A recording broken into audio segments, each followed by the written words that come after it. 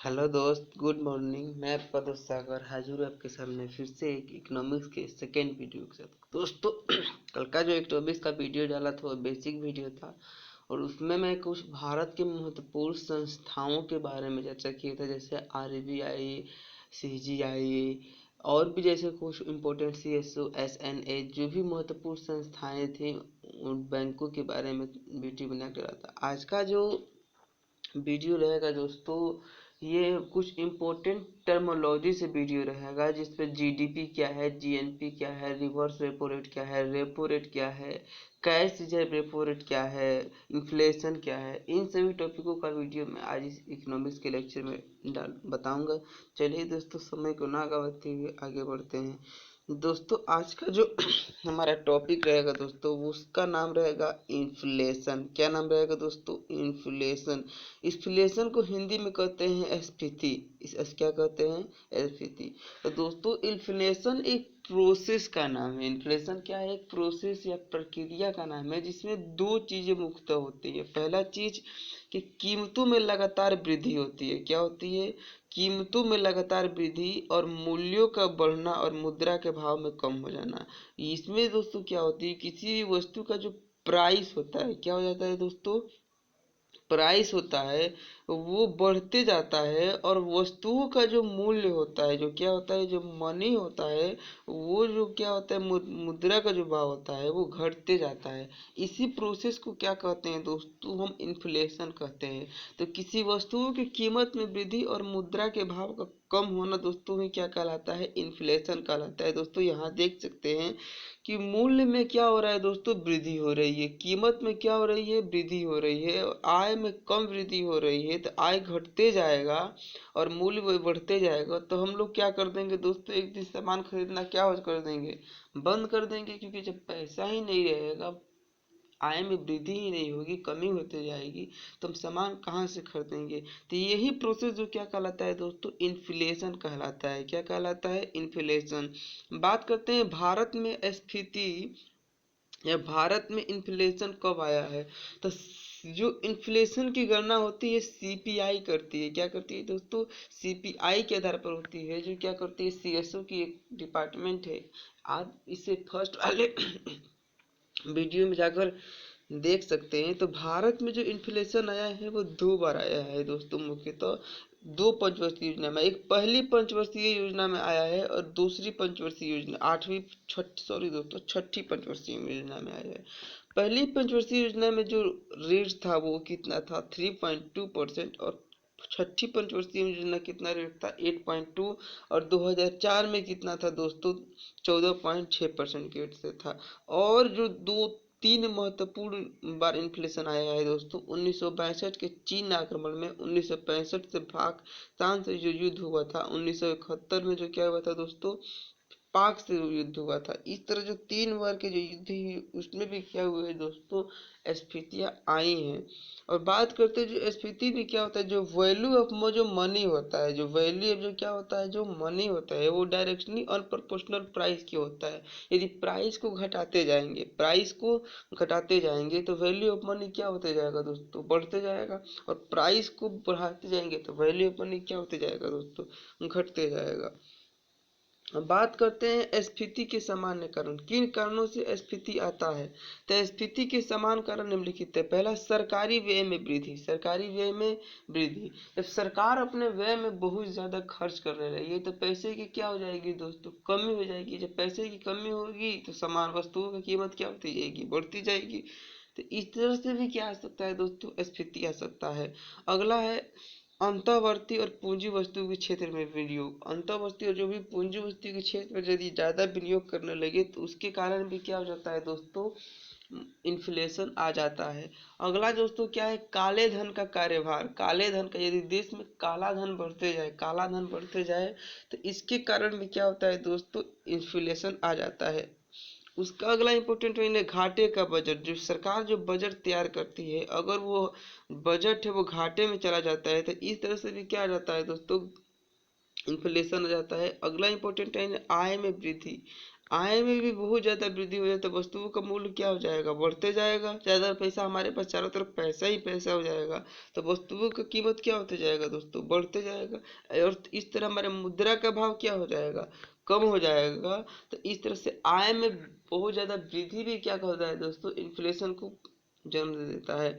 अपर्याप्त कृषि उत्पादन और औद्योगिक उत्पादन, यदि औद्योगिक उत्पादन और कृषि उत्पादन कम हो जाए तो क्या हो जाएगा दोस्तों, इस फिर भी इन्फ्लेशन पैदा हो जाएगा। तो ये कुछ प्रमुख कारण है जिनके कारणों से क्या होता है, इन्फ्लेशन उत्पन्न होता है। दोस्तों अगला इंपॉर्टेंट टॉपिक पर बात करते हैं, जो हमारा टॉपिक रहेगा मुद्रा, जिसे हम लोग मनी कहते हैं। क्या कहते हैं दोस्तों, मनी कहते हैं।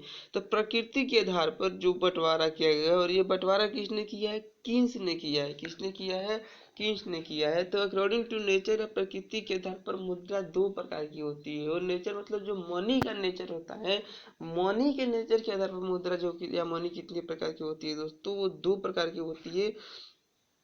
एक होती है वास्तविक मुद्रा और एक होती है हिसाब या लेखे की मुद्रा। वास्तविक मुद्रा जो होती है विनिमय और जो चैनल का जो हम लोग करेंसी, अब दुकान से जो हम लोग कुरकुरे खरीदते हैं तो 5 रुपए क्या कर देते हैं दोस्तों, पेड करते हैं। तो ये जो विनिमय जो चैनल का है, ये ही क्या दोस्तों, इसको हम लोग वास्तविक मुद्रा मानते हैं। अगला जो मुद्रा है दोस्तों, वो हिसाब या लेखे की मुद्रा है। हम लोग किसी को 5-6 रुपये क्या कर दिए दोस्तों, बोल दिए सामान ले लेते हैं, 500 रुपया तुम खाते में लिख लो, वो भी तो पैसा ही है दोस्तों, लेकिन ये वास्तविक मुद्रा नहीं है, वो हिसाब या लेखे की मुद्रा है, जैसे मुद्रा हिसाब किताब में हम लोग रखते हैं। तो इस तरह से मुद्रा के या मनी के नेचर के आधार पर मुद्रा कितने प्रकार की होती है दोस्तों, दो प्रकार की। कौन कौन, वास्तविक मुद्रा और हिसाब या लेखे की मुद्रा। उसके बाद लीगली टेंडर बोले या वैधिक मान्यता की बोले, तो लीगली टेंडर या वैधिक मान्यता के आधार पर मुद्रा दो प्रकार की होती है। पहला विधिग्राह मुद्रा और ऐच्छिक मुद्रा। विधिग्राह मुद्रा क्या होती है दोस्तों, जो हम लोग ग्रहण करते हैं, वो क्या होती है, जो अपने पास रखते हैं दोस्तों, वो क्या होती है, उसी को हम लोग विधिग्राह मुद्रा कहते हैं। ये दो तरह की होती है, सीमित और असीमित। हम लोग की लिमिट में पैसा रख सकते हैं, नहीं तो अनलिमिटेड पैसा रख सकते हैं। तो इस तरह से विधिग्राह मुद्रा जो लीगली टेंडर के आधार पर होती है, दो प्रकार की होती है। एक क्या होती है दोस्तों, विधिग्राह मुद्रा होती है जो सीमित और असीमित हो सकती है। अगला जो मुद्रा है वो दोस्तों मुद्रा क्या है, ऐच्छिक मुद्रा है, जो बैंक मुद्रा में होता है दोस्तों। मान लो ये हमें किसी क्या कर पैसा देना है, तो ये जरूरी नहीं है कि दोस्तों हम पैसा ही दे सकते हैं। उसकी जगह पर पैसा की जगह क्या कर सकते हैं, चेक दे सकते हैं, डीडी दे सकते हैं, जिसको बैंकिंग मुद्रा, ऑप्शनल मुद्रा, मुद्रा की जगह पर हम लोग कोई और विकल्प अपना सकते हैं। तो इस तरह के जो मुद्रा को क्या कहा जाता है दोस्तों, ऑप्शनल मनी कहा जाता है या बैंक मनी कहा जाता है। और ध्यान रखिए दोस्तों, इस भी मनी को कोई ठुकरा नहीं सकता है। चलिए दोस्तों बात करते हैं मुद्रा है क्या। तो मुद्रा एक ऐसी वस्तु है जो व्यापार क्षेत्र में विनिमय के माध्यम से मूल्य के मापक, स्थगित भुगतान के मान एवं मूल्य के संचय के साधन के बारे में समान रूप से स्वीकार करती जाती है। तो मुद्रा क्या है, तो पहले जो होता था बार्टर सिस्टम चलता था, वस्तु विनिमय प्रणाली प्रणाली चलता था, वस्तुओं के बदले वस्तुओं का फेर बदल किया जाता था। लेकिन मुद्रा के आ जाने से, करेंसी के आ जाने से क्या हुआ दोस्तों, ये विनिमय का माध्यम बन गया, किसी भी चीज का मूल्य के मापक हो गया। दोस्तों आज जो मोबाइल चला रहे हैं, जो भी चला रहे हैं, उसकी प्राइस को जो मेजरमेंट करता है वो कौन करता है, तो करेंसी और मुद्रा ही करता है। तो इस तरह से देखें तो दोस्तों मुद्रा का प्रमुख दो काम है, एक है विनिमय का माध्यम और दूसरा है मूल्य का मापक। मुद्रा क्या करता है दोस्तों, विनिमय का माध्यम बनता है। हम कोई भी विनिमय करते हैं, एक्सचेंज करते हैं, तो उसमें इंपॉर्टेंट रोल मुद्रा का ही होता है। और दूसरा चीज क्या होता है दोस्तों, मुद्रा मूल्य के मापक है। किसी भी चीज के मूल्य को मापने में मुद्रा सबसे महत्वपूर्ण स्थान अदा करता है दोस्तों। अगला बात करते हैं दोस्तों इंपॉर्टेंट पॉइंट, एमपीसी जिसे लोग मौद्रिक नीति समिति कहते हैं। तो ये जो भारत ने मौद्रिक समिति बनाई है, सेंट्रल गवर्नमेंट और आरबीआई के समझौते से बना है। इसमें सेंट्रल गवर्नमेंट और आरबीआई दोनों मिलकर एक साथ काम करते हैं और भारत की मौद्रिक नीति पर क्या करते हैं दोस्तों, तैयार करते हैं। इसकी जो परिभाषा दिया गया है एमपीसी मौद्रिक नीति का दोस्तों, तो ये आरबीआई एक्ट 1934 के धारा 3 सीसीआई में क्या दिया गया है दोस्तों, भारत की मौद्रिक नीति का परिभाषा दिया गया है, डिफिनीशन दिया गया है। इसका जो गठन की बात करें दोस्तों, तो इसका गठन 27 जून 2016 को हुआ है। गठन की बात करते हैं दोस्तों, तो 27 जून 2016 को इसका गठन हुआ है। और ये जो भारत की मौद्रिक नीति जो है दोस्तों, इसका दो ही मुख्य उद्देश्य क्या है। तो पहला उद्देश्य है मूल्य में स्थिरता। मूल्य में किसी भी वस्तु का जो प्राइस है अचानक घट ना जाए और बहुत ज़्यादा बढ़ ना जाए, और बढ़ भी जाए तो उसे एक स्थिर वैल्यू में लाने, इसका जो काम होता है दोस्तों, ये कौन करता है? ये भारत की मौद्रिक नीति ही करती है दोस्तों। और सबसे इम्पोर्टेंट काम क्या होता है दोस्तों? जो मुद्रा में स्फीति को कंट्रोल करना। जो इन्फ्लेशन होता है, इन्फ्लेशन जो क्या होता है दोस्तों, कीमतों में लगातार वृद्धि और मुद्रा के जो प्राइस होता है उसमें लगातार कमी, इसको जो दोस्तों मौद्रिक नीति क्या करता है, हमेशा कंट्रोल करके रखता है। इसका जो सबसे इम्पोर्टेंट काम है।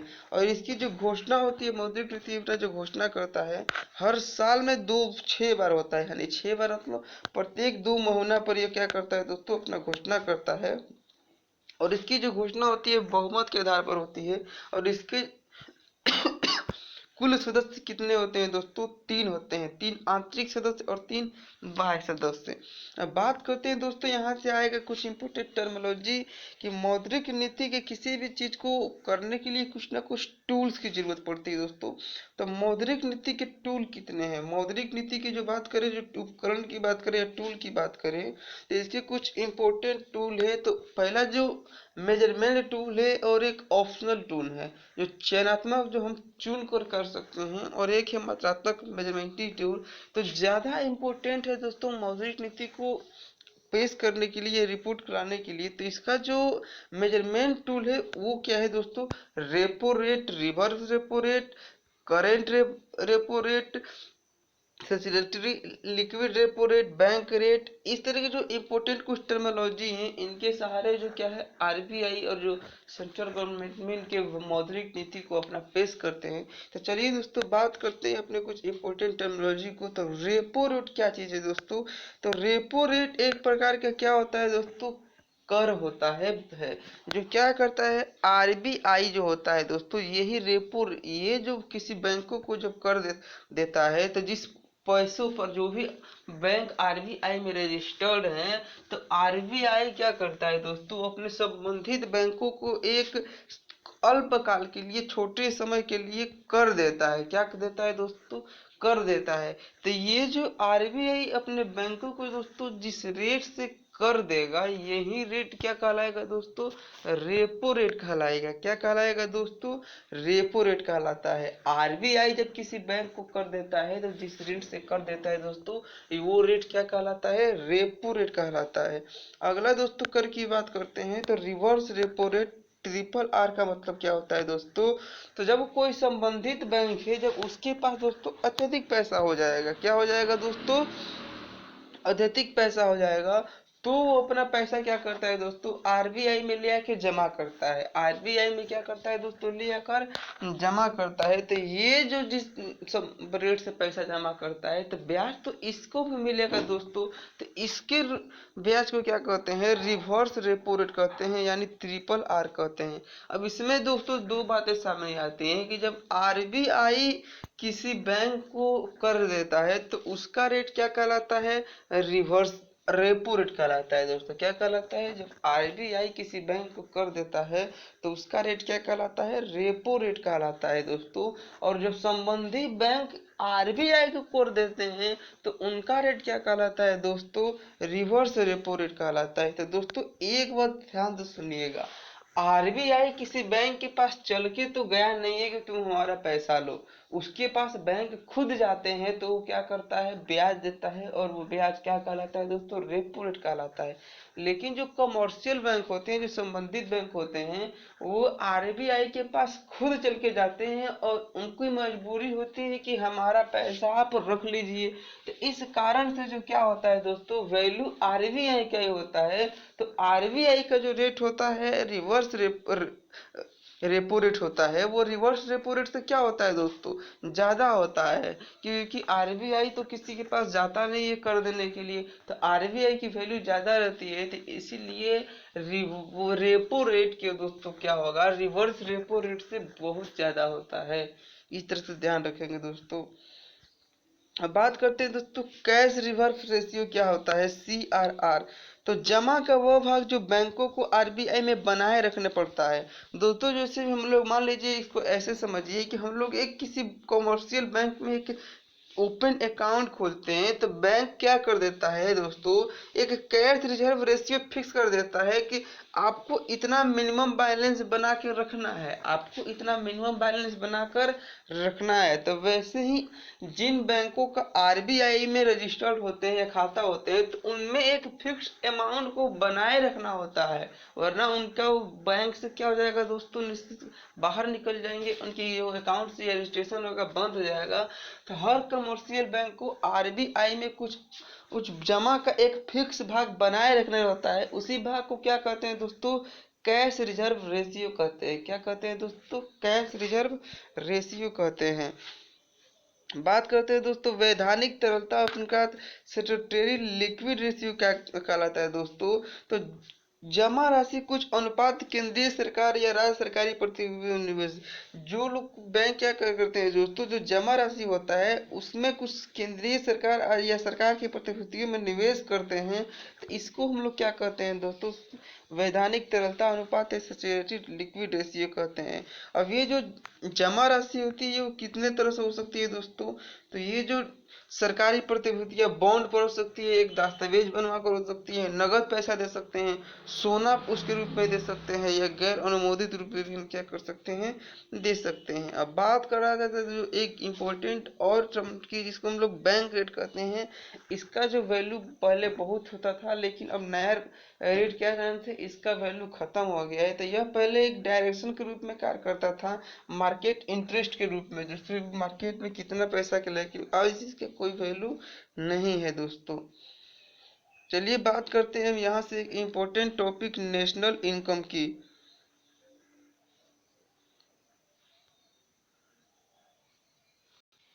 चलिए दोस्तों बात करते हैं अपने हम अगले टॉपिक की, जिसको हम लोग कहते हैं नेशनल इनकम, राष्ट्रीय आय।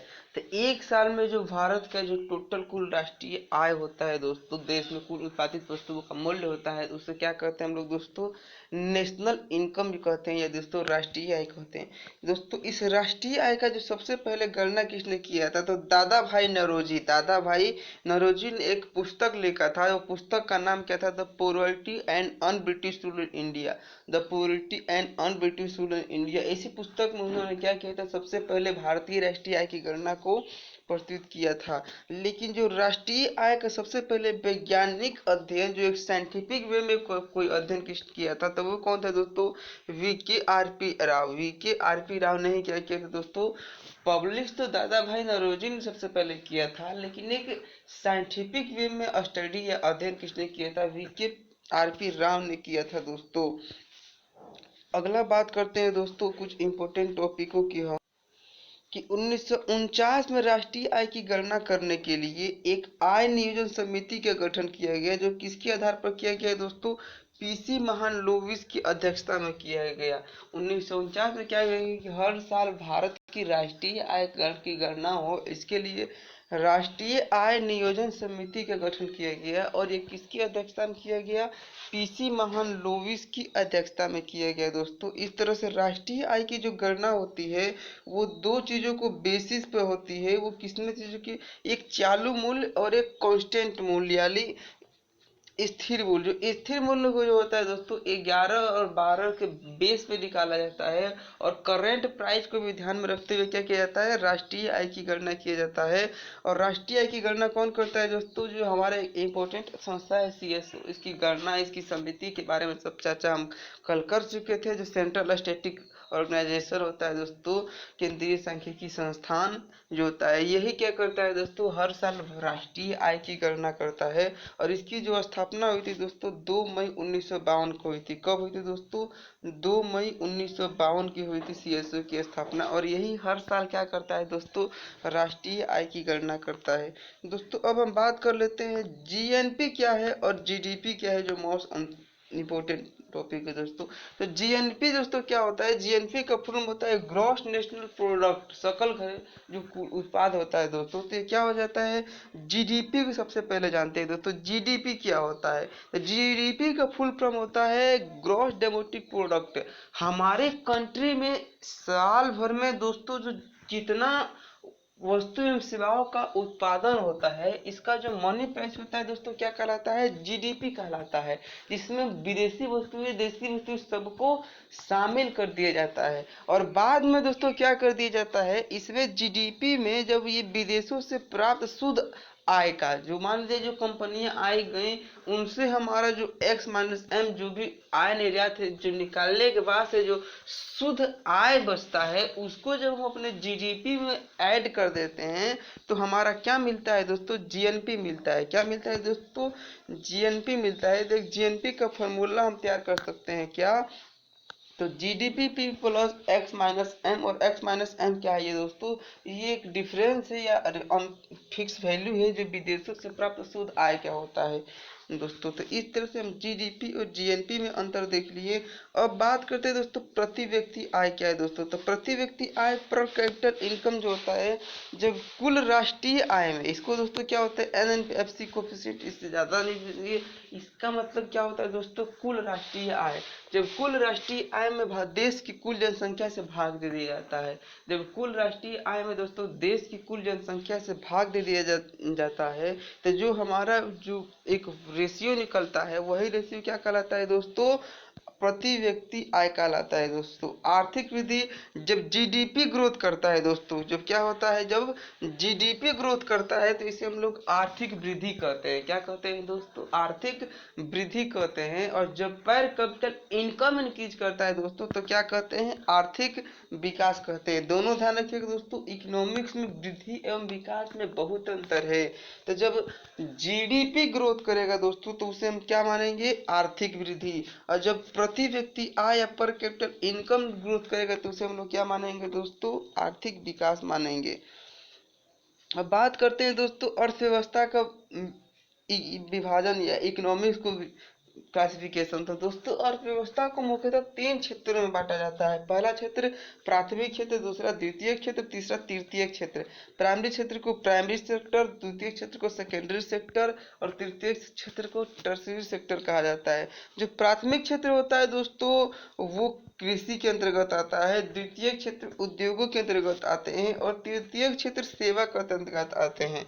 इस तरह की अर्थव्यवस्था को टोटल 3 क्षेत्रों में बांटा गया है। अब बात करते हैं दोस्तों कि राष्ट्रीय आय के योगदान में, तो राष्ट्रीय आय के योगदान में सबसे अधिक सेवा क्षेत्र यानी तृतीय क्षेत्र का योगदान है, उसके बाद उद्योगों का योगदान है और लास्ट में किसका योगदान है दोस्तों, कृषि का योगदान है। तो इस तरह से अर्थव्यवस्था के कुल कितने क्षेत्र हुए दोस्तों, 3 हुए। अब बात करते हैं भारत की अर्थव्यवस्था। तो अर्थव्यवस्था भी कई प्रकार की होती है दोस्तों। भारत की जो अर्थव्यवस्था होती है, इसके पहले हम 3 अर्थव्यवस्थाओं को समझा देते हैं दोस्तों। पहले तो भारत की जो अर्थव्यवस्था होती है उसको समझने से पहले 3 टर्म समझते हैं, पूंजीवादी अर्थव्यवस्था, साम्यवादी समाजवादी अर्थव्यवस्था और मिश्रितवादी अर्थव्यवस्था। तो दोस्तों पूंजीवादी अर्थव्यवस्था ऐसी अर्थव्यवस्था होती है जहां पर उत्पादन एवं साधनों का स्वामित्व निजी व्यक्तियों के हाथ में होता है। ऐसी अर्थव्यवस्था को कहा कैसे क्या कहा जाता है दोस्तों, पूंजीवादी अर्थव्यवस्था कहा जाता है, जैसे अमेरिका में है। बात करते हैं नेक्स्ट समाजवादी अर्थव्यवस्था, जिसे सोशलिज्म कहा जाता है। ऐसी अर्थव्यवस्था जिसमें उत्पादन एवं साधनों का स्वामित्व केवल सरकार के हाथों में होता है, उसे हम लोग क्या कहते हैं दोस्तों, समाजवादी अर्थव्यवस्था कहते हैं। आज जब पूंजीवादी अर्थ और समाजवादी अर्थव्यवस्था को मिला दिया जाए, यानी वैसी अर्थव्यवस्था जहां उत्पादन एवं साधनों का स्वामित्व निजी व्यक्ति एवं सरकार दोनों के हाथों में होता है, तो इस अर्थव्यवस्था को क्या कहते हैं दोस्तों, मिश्रित अर्थव्यवस्था कहते हैं। तो भारत जो अर्थव्यवस्था है, जो हमारी देश की अर्थव्यवस्था है दोस्तों, वो दोनों का मिश्रण है। हमारे देश में पूंजीवादी अर्थव्यवस्था भी पाई जाती है, समाजी अर्थव्यवस्था भी पाई जाती है। इसलिए भारत की जो अर्थव्यवस्था है वो कैसी है दोस्तों, मिक्स्ड इकोनॉमी कहा जाता है। मिश्रितवादी अर्थव्यवस्था भारत में दोस्तों क्या होती है, पाई जाती है। और भारत की अर्थव्यवस्था करें तो दोस्तों पूंजीवादी अर्थव्यवस्था जो होती है दोस्तों, इसके जो जनक है वो कौन है दोस्तों? एडम स्मिथ है। क्या है दोस्तों? एडम स्मिथ है। और द पुस्तक वेल्थ ऑफ नेशन में क्या किया है दोस्तों? इसको गणना किया है, बताया है। अब बात करते हैं दोस्तों कि जो हमारा मिश्रितवादी अर्थव्यवस्था है, भारतीय अर्थव्यवस्था, तो वो क्या है दोस्तों? सबसे ज्यादा लोकतांत्रिक है, सबसे ज्यादा प्राकृतिक है और सबसे कम नियंत्रित है। नियंत्रित मतलब इस पर कुछ विशेष लोगों का नियंत्रण। इस तरह से दोस्तों क्या है, हमारी भारतीय व्यवस्था सबसे ज्यादा लोकतांत्रिक है, सबसे ज्यादा प्राकृतिक है, सबसे ज्यादा कम नियंत्रित है। बात करते हैं एक इम्पोर्टेंट थ्योरी की या प्रिंसिपल की दोस्तों, तो लेसिस फेयर का सिद्धांत। लेसिस फेयर का सिद्धांत क्या कहता है दोस्तों? कि एडम स्मिथ, लेसिस फेयर के सिद्धांत के प्रतिपादक या जनक कौन है? तो एडम स्मिथ, जो क्या कि अर्थव्यवस्था के भी जनक कहे जाते हैं, इन्हें फादर ऑफ द इकोनॉमी कहा जाता है। तो इन्होंने एक प्रिंसिपल दिया जिसे क्या कहते हैं दोस्तों? लेसिस फेयर का प्रिंसिपल कहते हैं। और ये प्रिंसिपल क्या था दोस्तों? तो आर्थिक क्रियाओं के संपादन में सरकार और राज्य का हस्तक्षेप क्या होना चाहिए? कम होना चाहिए। क्योंकि यदि इतने आर्थिक क्रियाओं को उत्पादन में यदि सरकार और राज्य हस्तक्षेप करने लगेंगे दोस्तों, तो उतनी बढ़िया से क्या हो जाएगा दोस्तों? अर्थव्यवस्था पर क्या हो जाएगा? फिर वही नियंत्रित आ जाएगा। तो इस तरह से जो लेसेस फेयर का सिद्धांत है वो यही कहता है कि जो भी आर्थिक क्रियाएं होती हैं उनके संपादन में सरकार या राज्य का हस्तक्षेप कम होना चाहिए, ज्यादा नहीं होना चाहिए। पूंजीवादी अर्थव्यवस्था क्या होता है दोस्तों? तो बताया है पूंजीवादी अर्थव्यवस्था में उत्पादनों के साधन पर निजी व्यक्ति का नियंत्रण हो जाता है और उत्पादन का उद्देश्य केवल लाभ अर्जन होता है, राष्ट्रहित नहीं होता है, जैसे अमेरिका में पाया जाता है दोस्तों। समाजवादी अर्थव्यवस्था में, तो समाजवादी अर्थव्यवस्था के जनक कौन है दोस्तों? कार्ल मार्क्स है। कौन है? कार्ल मार्क्स है, जिनका एक फेमस पुस्तक है दास कैपिटल, उसमें इस अर्थव्यवस्था के बारे में बताया है दोस्तों। इस अर्थव्यवस्था की शुरुआत 1850 में हुई थी। किसमें हुई थी दोस्तों? 1850 ईस्वी में हुई थी। और राज्य सिद्धांत के रूप में 1917 में सोवियत संघ के रूप में क्रांतिक में, और आगे चल के दोस्तों ये पूरा विध्वंस रूप से रूस में 1917 के रूप में, सोवियत संघ के रूप में, क्रांति के रूप में अर्थव्यवस्था उभरा।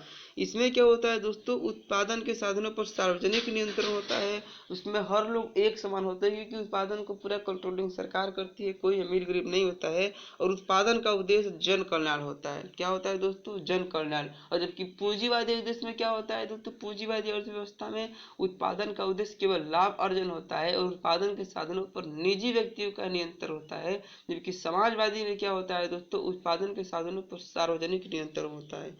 अब बात करते हैं दोस्तों मिश्रित अर्थव्यवस्था जो भारत में पाई जाती है। तो पूंजीवादी अर्थव्यवस्था में सुधार की प्रक्रिया के तहत जो क्या किया गया है दोस्तों? मिश्रितवादी है।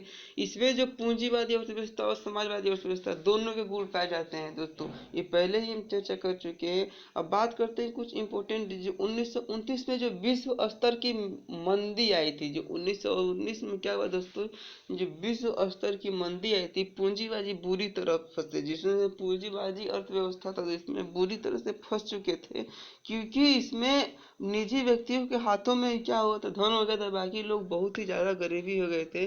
और बाजार को इसी तरह से पूंजी अर्थव्यवस्था में एक जो कीन्स का कहना है कि बाजार को निजी के भरोसे नहीं छोड़ना चाहिए, निजी के भरोसे नहीं छोड़ना चाहिए। यह किसका कथन है दोस्तों? तो कीन्स का यह कथन है। बात करते हैं दोस्तों मिक्स इकोनॉमी की मिश्रित अर्थव्यवस्था में, तो इसमें क्या होता है दोस्तों कि जो पब्लिक प्राइवेट और पार्टनरशिप तीनों तरह का जो फंक्शन क्या होता है दोस्तों पाया जाता है। इसमें सार्वजनिक उपक्रम, निजी उपक्रम और संयुक्त उपक्रम। वैसे बहुत ऐसी चीजें हैं जैसे सड़क, कल कारखाना और भी ऐसे उद्योग धंधे हैं जिस पर सार्वजनिक अधिकार होता है, कुछ चीजों पर प्राइवेट अधिकार होता है, कुछ चीजों पर प्राइवेट और सरकार दोनों मिलकर चलाते हैं। तो इस तरह से हमारी अर्थव्यवस्था में पूंजीवादी का भी गुण पाया जाता है और समाजवादी का भी गुण पाया जाता है दोस्तों।